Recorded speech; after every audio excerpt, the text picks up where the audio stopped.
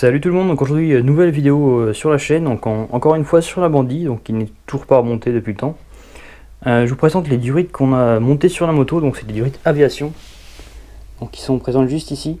Donc on verra pas forcément très bien sur la vidéo dans mon garage, mais j'ai fait quelques plans extérieurs pour que vous puissiez voir comment c'est installé. Donc le côté droit il est juste là, donc il y en a deux.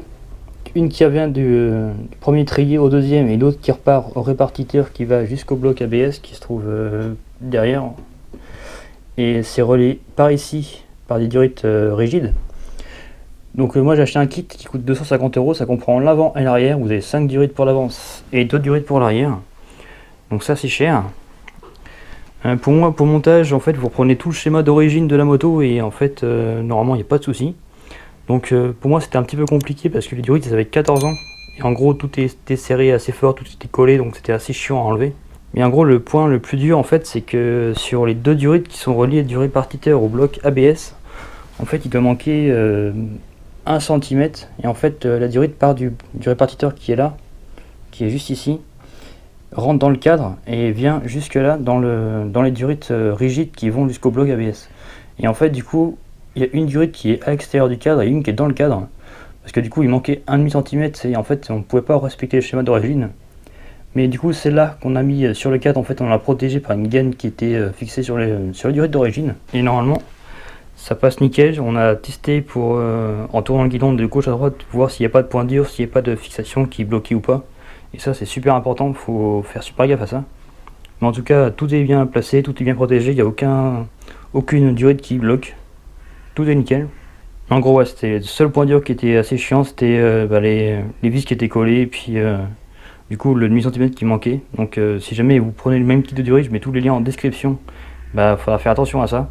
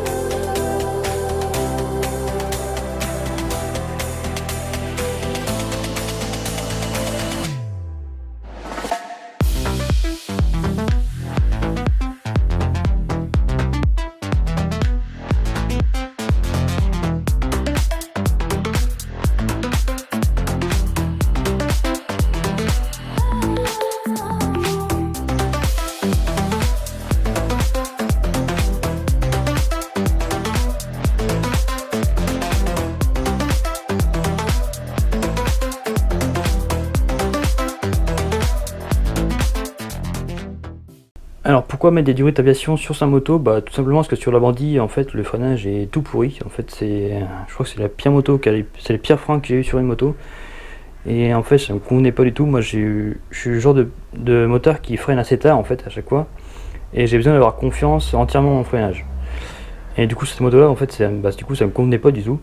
Donc j'ai voulu améliorer tout ce qui est des freinages. Bon, je suis pas mal renseigné sur internet et en concession.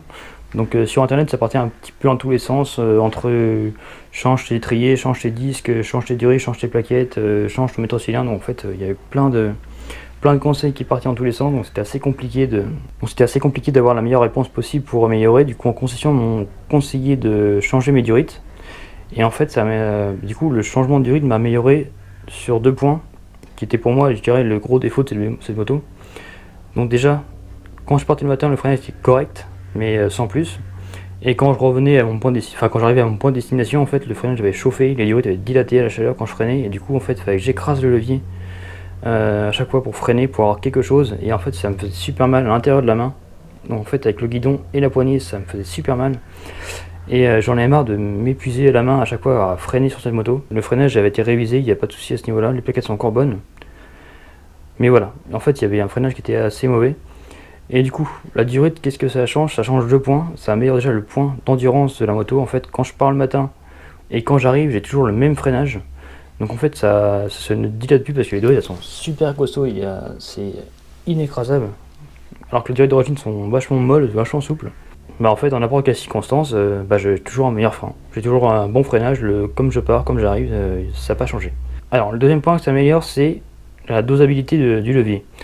En fait, je vous explique, c'est quand je freine, si je freine un petit peu, ça freine un petit peu. Si je freine moyen, ça freine moyen. Et quand je freine super fort, ça freine comme un bordi, mais ça freine plus que moyen. Mais en tout cas, c'est beaucoup mieux qu'avant parce qu'en fait, avant, j'avais rien là. Il fallait que j'écrase à fond pour avoir quelque chose. Donc ça, c'était assez chiant. Ça me saoulait aussi. Et là, j'ai vraiment un freinage comme je veux. J'ai un très bon feeling sur la moto.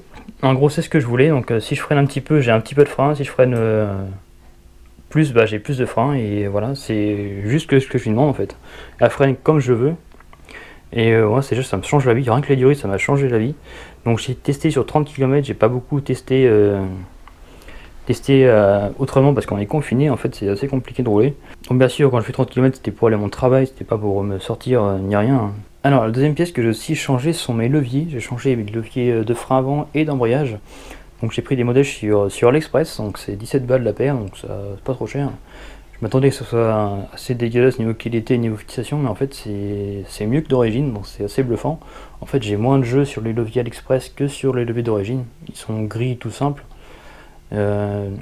Et j'ai aussi dorénavant un levier d'embrayage qui est réglable, alors que d'origine il n'est pas réglable. En fait il est un peu plus loin, et moi avec mes petites mains, en fait j'ai du mal à prendre le levier pour embrayer. Bon, ça n'empêche pas de conduire, mais c'était assez chiant. Du coup là j'ai réglé à la bonne odeur, et c'est nickel, et surtout que j'ai beaucoup moins de jeu, c'est ça qui est vachement bien. J'ai toujours un peu de jeu, donc ça c'est normal. C'est des modèles longs, je voulais pas de modèles qui sont repliables, parce qu'en fait plus vous mettez de mécanismes en mouvement, plus vous mettez de jeu, et ça j'en voulais pas du tout. Mais en tout cas, je suis assez bluffé pour 17 balles la paire, des leviers d'aussi bonne qualité. Donc voilà, franchement, si je mets le lien en description, si jamais vous avez une bandit 2006-2005, commandez-les directement, franchement, vous ne serez pas déçus. Mais en tout cas, c'est nickel. Du coup, c'est plus agréable sur la route à conduire, parce qu'en fait, du coup, j'ai moins de jeu et j'ai des leviers qui sont à la bonne taille, en fait, c'est nickel.